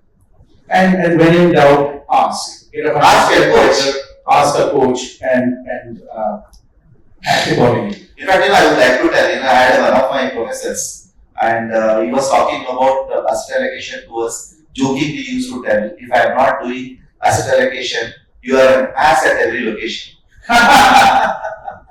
Okay, this also brings me to an analogy. Just imagine a cricket team just having batsmen and no bowlers. So you should diversify your portfolio in a way that protects you from the vagaries of the market, as well as gives you the best of returns from every asset class. Mr. Raj, let me come to you. I will do it tomorrow. Until that tomorrow comes suddenly and you have not done it, which is escape planning. The idea of planning for the future and planning for future generations is very important because you don't want a conundrum around it, you don't want confusion around it, and in many cases, it's a wasted asset. How should people plan? You have touched upon a very, very good point.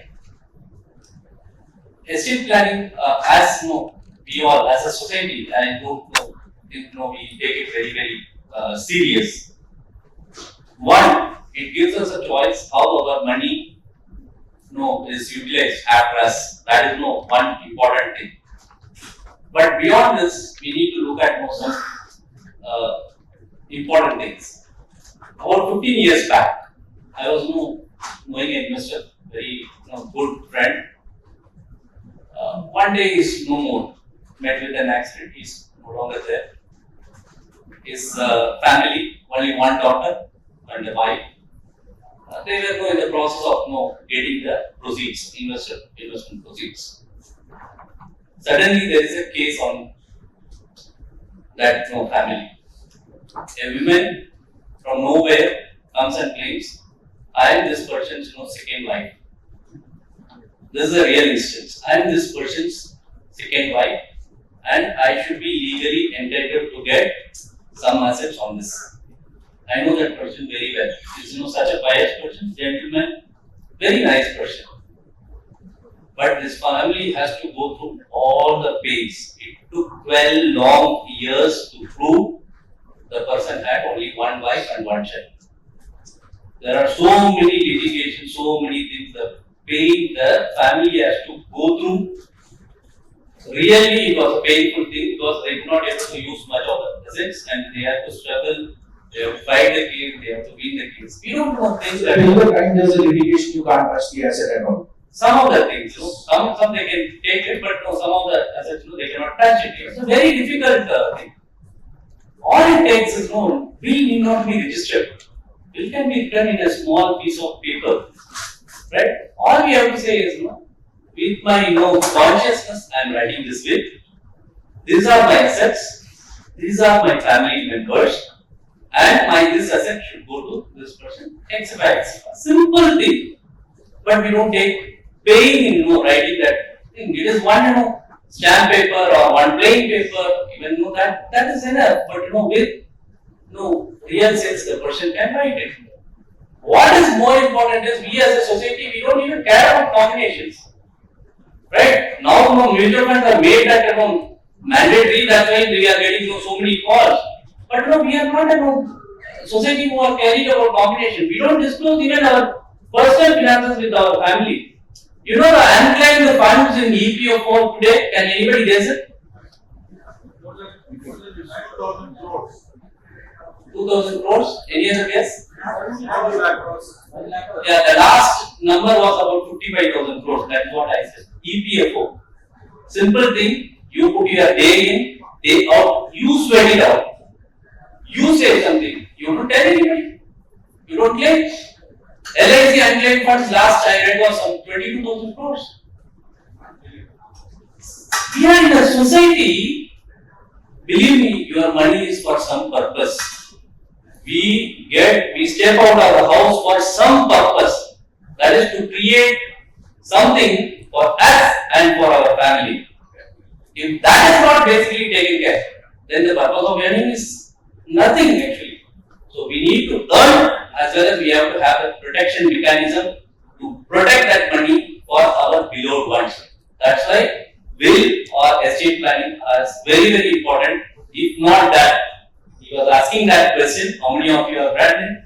If not done, think about it, write it in a piece of paper, ensure that your beloved ones get their dues right on time, if at all we are not there. And we are not going to live forever, we are not going to take all the earned money with us when we are gone, right?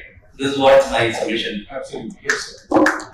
Basically, family should be always involved in investing, right?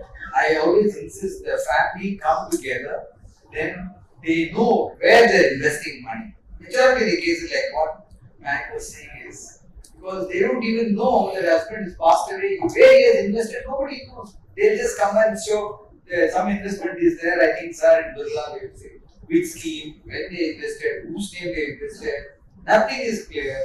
So, it has been invested long ago. I think, sir, it's also a cultural thing that the woman of the house was never involved in financial decision making. That's changing significantly now. Definitely it's changing. Also, a very important anecdote that I'd like to share with you. A friend of mine, sir, who owns a company, has actually made it mandatory for all employees to create a financial dashboard to be shared with his immediate family, which means his spouse, so that just in case something happens, the dashboard is right in front of you and you know where your money is. So I think these are small things, but very essential things. I want to add something. As you speak, each of you got provided a book called Organizing Your Financial Life. And here, why we created this book, I will tell you a story behind. In COVID, I had a colleague of mine. She is 24 years old and she got engaged and on I think it's the 14th of March, we admitted her father and we lost him at 15th or 16th of March.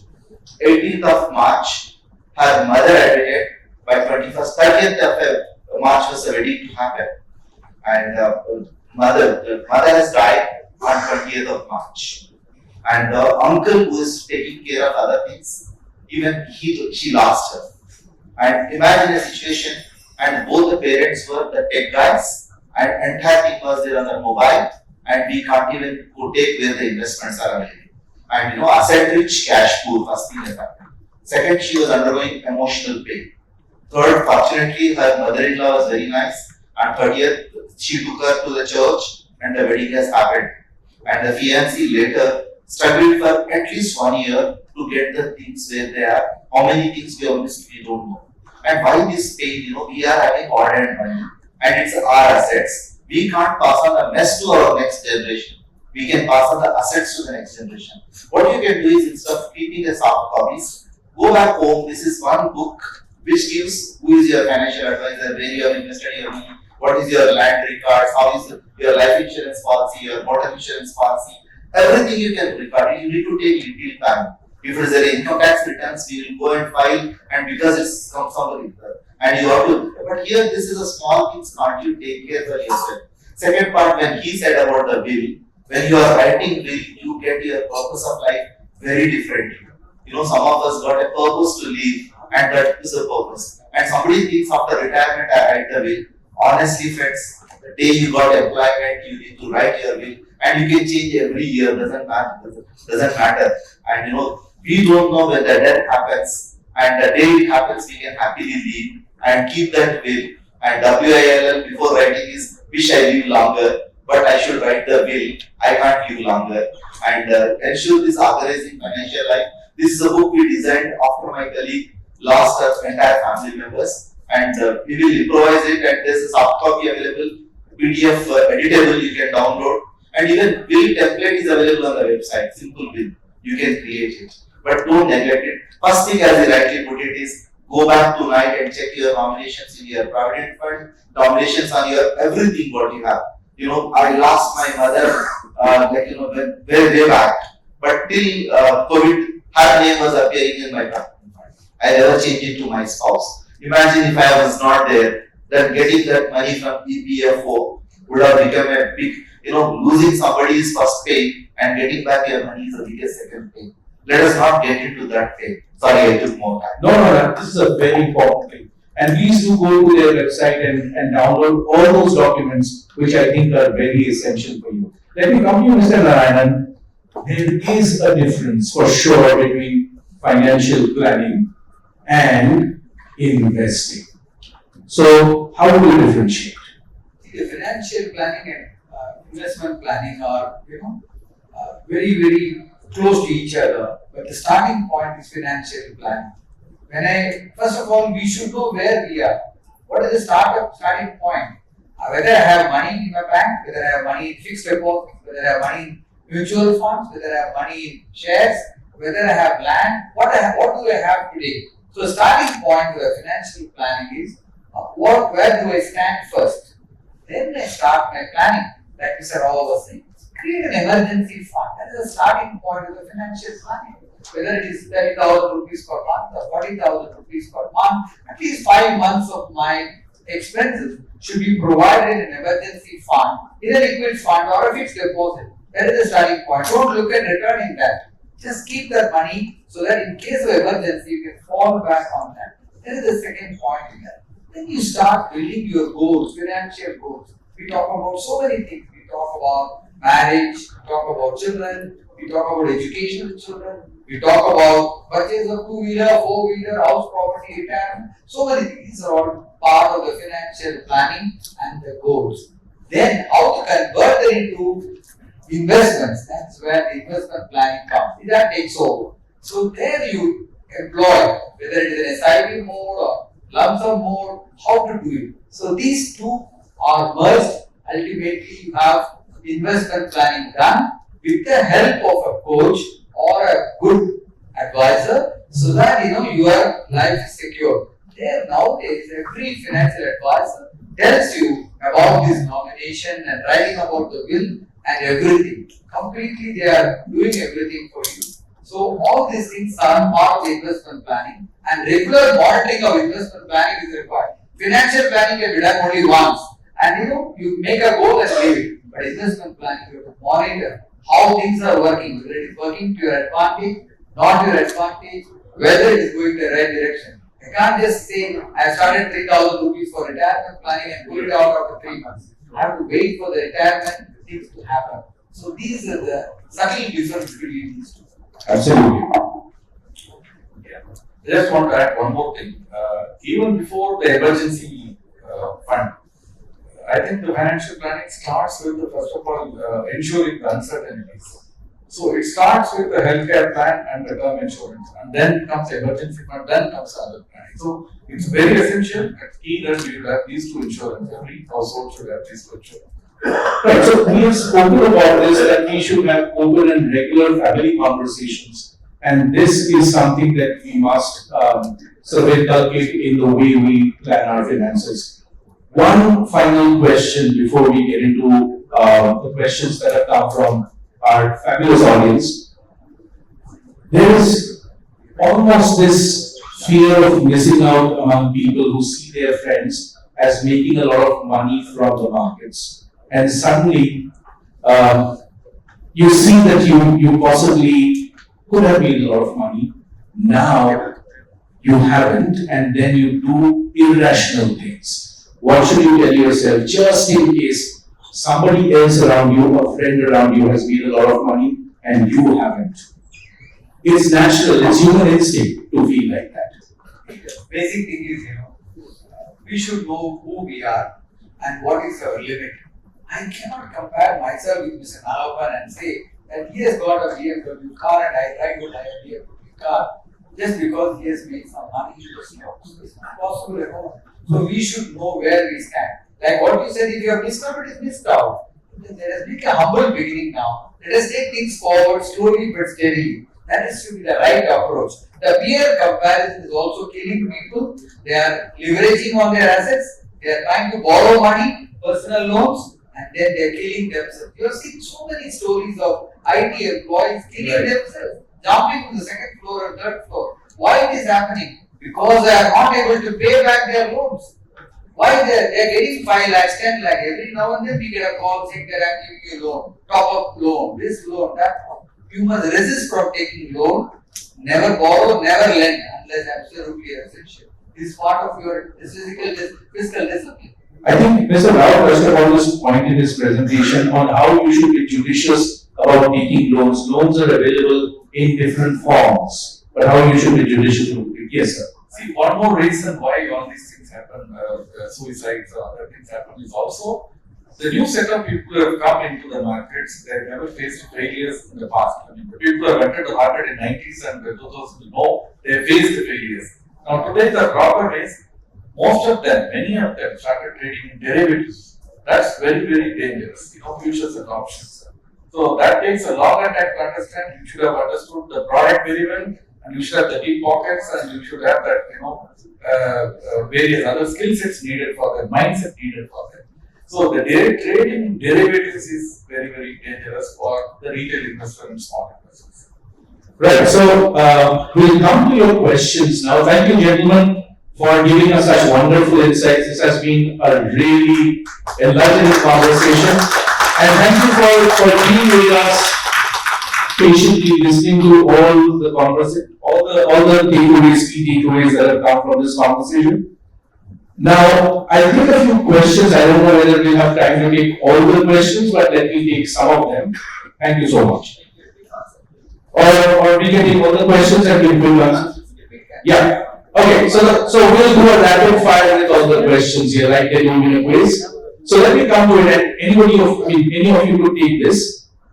With the launch of so many IPOs, is it viable to look at this as an investment tool? What's the right asset allocation for double income, 2 kids, 40+-year-old investor? So 2 questions. I take the IPO part of it. See, IPO market is a very skewed market. There is only one seller and so many buyers. That market cannot be a proper market, in my opinion. Any market should have more number of sellers, more number of buyers. You go to buy and bid, you get a fair price. Then the pushcart fellow who comes here is the only seller. This is something which I want to do. Second thing is, just because money is available, there are many IPOs coming. So you have to be very, very, this is a time for you to be careful. A company wants 7,000 crores, all of us giving 3 lakh crores 2 days back. So now everybody knows that 3 lakh crores is enough going to come into the market. Let me be part of the trend. So we have to IPO. I think I'm totally not, because it's simple. If it is a good IPO, you don't get it. If you get it, it is not a good IPO. Alright, so what's the right asset allocation for a double income, 2 kids, 40+-year-old investor? money has to be in the asset allocation place like equity, debt, gold, and real. There are only 4 asset classes now: equity, debt, fixed income. We call it gold or real estate. Only 4 are available. I always suggest people that you must have one good house to live, and gold, maybe 5-10% of your overall portfolio you can have, and fixed income to the extent what is required for the next 3-4 years. That you can keep it as a fixed income or put some money in a debt fund. Nobody bothers about debt fund today. If some investor, if you see debt 5-6%, return, he says move to equity immediately. Very wrong approach people are taking. They are thinking that they can put all the money in equity and make big money and they can become super rich in quickly. But when the market corrects, they will realize what is the pain they are going to have. Never they should assume the market will be like this permanent. It's never happened like that. So we have to be careful. That's what I'm saying. So other allocation is a good thing to be in place. So they must look at hybrid funds and so that children education and all that. Hybrid funds are very good. They can look at that mixture of equity and debt. Okay, so balance it well so that you're not surprised when the market corrects. Okay, so here is a question from somebody who is 70 years young. What sort of a risk would you recommend for me from an investment point of view? I am still employed. That's why I said he's 70 years young. It doesn't matter with respect to age and risk. That is one thing which I can vouch for. A 80-year-old today is having 80% in equities because he can afford it. That doesn't mean every 80-year-old can invest 80% into equities. So you can have thumb rules. What are the thumb rules? General thumb rules, all of us know. 100 minus your age. That can be there in equities. This is a thumb rule. Okay. But your situation is very, very different. For that you have to do kind of analysis. What is this kind of analysis? How much money, as he has said, how much money can really stay for long run? Means how much you are comfortable. I invest and I forget about that money for 7 years. What is that percentage of money that can go to equities? Right? So that can go to equities, balance, keep it in hybrid, debt, and some portion in gold. That is what I will always suggest. Never go by your age. If your risk appetite is higher, you can have higher equities. If you don't have risk appetite, you need to have zero equities. This all depends on your own scenario. Don't go by age and never go by any other advice on this. That is what my take will be. Alright, so the next question is, when can Indians invest in international markets? What's the right time? Anytime they can invest. If it is allowing your acceleration, you can put it, for example, you have exhausted what you can put in India, you can put it in international fund. Second, you have a child, you want to send her or him to United States. Probably put it in US funds. Tomorrow, you don't need to feel the forex issue and it will be much more easier to plan for it. And you feel Chennai is undervalued, you can invest. Provided you exhausted all the opportunities here. When you are in Chennai, buying a house in Chennai much more better than buying a house in Pondicherry, which you can't go and manage. So the next question is about, there's a lot of information attracting investors regarding algo trading. What's your opinion regarding this? Again, algo trading is not meant for small trader or retail investors. It is meant for large investors, big investors, and who like scalping. With large huge sum of money you come into the market, it's just one paisa difference also they make very big money. So for those kind of people, algo trading is mentioned. But algo is also evolving. And if I enter algo, somebody else algo automatically evolves or he writes it in such a way that it evolves. So it is competing with each other. So it is good in one way, but certain set of people, but not for all. You have to be very careful with it. And second thing is that there are a lot of wrong advertisement, misleading advertisements come or calls you get. Those are not algo trading. They just say some indicators here, there, you buy up arrow, down arrow, sell, all these things. Don't believe them, don't trust them. Unless otherwise they are SEBI registered investment advisors. You can go to SEBI's website. Various intermediaries are registered, thousands of intermediaries are registered there with their contact coordinates. You can verify and then you can. But in investment, there are no free lunches. Something is coming and something will go. Please ensure. Only the free ID is available from 18 out today. But otherwise, there is nothing. Alright, so the next question is, How to be cautious with respect to equities right now in this bull market? Some pointers: sell, buy or hold, Nifty or Sensex. How do you choose where to invest? We take this. Okay. Mr. Nair. Like I said in the past, if you analyze, we had about 6 bull runs from 1979. Normally, it runs to 54 months, 52 months, and all that. And maximum it has run is 77 months. So if you can look at that past data, it tells me now we are in 56 months or 57th month. So we must understand that past may not be giving correct indication, but something tells me that we are in the real bull run, but excesses are happening right now. So one needs exercise caution now. Yeah, they call, it's the 4 phases of a bull run, right? It is the burst you started with it, and there is a boring period you can't make any money. Then there is a bull you can make, and there is a bubble which can come to you. But all said and done, we have a life to go, and we need to invest our money. And if you feel you made some money, don't mind taking some money out, nothing wrong with it, and safeguard yourself and invest other money on the go. You can buy something, you can sell something, you can hold something. I can give the answer is A, B, and C, all are above for you. That's the first part of it, because you can take that call in a better way and invest on your goals. Then your goals will change. Tomorrow market falls, you can't stop the marriage of your child. No, let market go, then I can marry my daughter. That is not the right way. And get your goals right. Right. I'm a defense pensioner with some rental income. What investment is best for me in terms of SIP? Yeah, rental income, if there is no requirement of that, for your monthly thing, that much portion definitely can do the good the long term. When I say long run, if you are looking at equities, definitely it should be at least 5-7 years and above.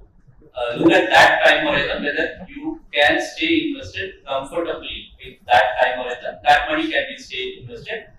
Otherwise, if you have a requirement in the next 2-3 years, go for lesser risky investments. There are, as browser has said, there are balance advantage funds or equity savings funds. Such kind of funds where you have controlled level of equities. That is something which is better for you for a 3 years plus or less than 1-2 years. Look at gilt funds or plain ultra short term debt funds kind of things that do very well. Alright, so this is an interesting question. You've talked so much about Warren Buffett this evening. Why does Warren Buffett invest only in stocks and not in mutual funds in the last 10 years? Who said so? His own company is a mutual fund. It is sort of a mutual fund. If you look at Berkshire Hathaway, he has invested all his money in Berkshire Hathaway. Berkshire Hathaway owns several stocks. So it's as good as a mutual fund. So he's already invested in mutual fund. So you don't technically call it a mutual fund. Okay. Now this question is related to estate planning. Can you tell us something on Married Women Protection Act and how important is nomination? Fantastic question. I don't know who has asked this question. Yeah, fantastic. MWP is one which protects the assets from taken over by any government agency in case of dissolvency. Means your insolvency happens and the court can take over. But those investments under MWP cannot be taken over. So this is something very very important. And generally this happens with some insurance policies. One has to be choosing that thing. The moment you choose MWP, the owners or beneficiary are going to be your family, right? That is something which you need to be understanding that. And this is something which works for a particular kind of thing. You need it, you can use that thing, and those things are safe from any kind of court actions. Alright, so here's a curious question. How do business owners keep themselves insulated from fluctuations in raw material prices due to global conditions? For example, paper in publishing. So we come from a business which actually speculates on paper, on newsprint, right? So how do they keep themselves insulated? What's their mindset? What's their approach? Maybe this is an out of syllabus question. Yes. We are here personal finance guys. I know. Probably I know one. Sanjay Bhai who deals with all this. Post your coffee time, you So, get Sanjay Bhai. so the question was, how do you buy crude oil if you're Reliance? Yeah. No, the part of some of the business can be insulated because they can go long or short into futures market and commodities to some extent, but not all can be done. And if you want safety net, you cannot be in business. Business is you are exposing yourself to all sorts of uncertainties. You can only mitigate a risk, you can only control the risk or monitor the risk. Alright, so here's this gentleman who has one account which is giving him 130%. What should I do? Withdraw some or just leave it to grow? And the regular question is, I have 80%. What should I do? Withdraw some or just leave it? How long should I hold it? And is a 10-year horizon, it seems. Or the horizon. It doesn't have a long-term horizon. See, anything of normal return, automatically we need to book some profits and take out the money off the table. That's the best. This is the right time to book profits and enjoy your life. Instead of saying that 100%, 80%, 70% is going to be your opportunity, you have to take it out. Like I said, the 12 to 13% should be your median return. Anything above that, 15% or 25% or 50%, something is abnormal. Pull out that profit alone. There's no harm in doing that. Money in hand always better many times. Would you then like to very quickly talk about a systematic withdrawal plan? What is it and how does it work? The systematic withdrawal plan is good for retired people who are looking for a pension every month. Systematic withdrawal plan runs very well in mutual funds.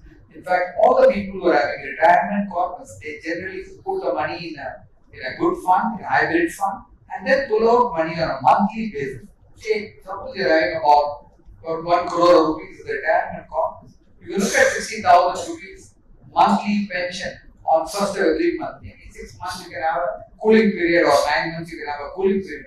After that, you can draw that money on a regular basis into your account. It's the opposite of SIP, systematic withdrawal plan. It runs beautifully, and I think it's tax efficient also. So I think one should look at SWP in a big way. So there's a cooling period, as in let the money, let the wealth increase a bit. And after that, once it has increased, you start withdrawing on a regular Yeah, basis. definitely. I put 10 lakhs today. The next month, if I start drawing, you may dip into the capital straight away. Right. So I allow them to appreciate for 6 months or 1 year is ideal. Right. So that there's no exit load, there is no short-term capital gain. All those things are coming into being. And at the same time, the remaining capital also gets, it also grows. Cannot withdrawing. The cooling period is a must in my opinion. But in case somebody says, no, I cannot wait, I want to draw it, then at least 6 months I tell them to wait and then start drawing money. But it's absolutely good. But remember, we have to keep a time frame of 6 years, like your post office deposit. You cannot say, after 1 year I want to draw out the money. That cannot work here. So 6 years you must keep in mind, and all advisors, they suggest 6 years minimum holding period, so that money also appreciates a little bit after drawing this systematic withdrawal plan. So far, we have had a really inspiring conversation with such wonderful takeaways that all of us can implement, which will help us grow our money, make our money work for us. Before we leave, one quick tip from the masters on how you can make your money work relentlessly for you. Listen, Nagapan. Be disciplined, patient, and do your homework properly. I think this only can help. Listen, Narayana. Yeah, you must start investing from the day one. The day you get your salary, that is the starting point for your investment. Don't wait for probation to end or new job and all that. Start investing from the day one. Just start. Just start from the day one. And 30% of your saving, your earnings should go into savings. And equity can be the best asset class for investments. Listen, Mike. First thing is never overspend what you earn. Spend lesser than that. That is no first habit. Then the second thing is whatever is left out, you definitely know how to invest. But before that, you put a principle that at least 1/3 of my total income goes towards some kind of investment, so that your future life is much better. Number three, involve your family. I'm little disappointed. I request ET Money to ask them to come with family next time. Right? Only 7 ladies. So we invite you again to come back with your families. Please Yeah, come back. seven ladies here, and they are all wonderful. So they can add value to us. Consult them. They can add lot of value. His video said only one lady asked that question. Who is that? Kumar. Right? So that question has to be asked, and let us consult the Home Minister at our house. So let us do that as a case. Thank you. Mr. Rao, you are a master of acronyms, so what acronym would you like to give? Nice. You put it very nicely. Involve your wife on every financial decision. That is, then your wife will become truly your wife. WIFE. Then wealth invited forever. And if you are not involved, then wealth is invited forever. Choice is for you. And one advice when they said how to sum it up, I always call SIP, and SIP. That SIP is save smartly, invest wisely, and plan purposefully. Brilliant. On that very optimistic note, gentlemen, thank you for your time. It was lovely talking to all of you. Our audience will go back well informed and ready to implement a plan that's going to craft a wonderful story of their life. Thank you, ladies and gentlemen, for being with us, and I hope to see you again with your family members next time. Thank you.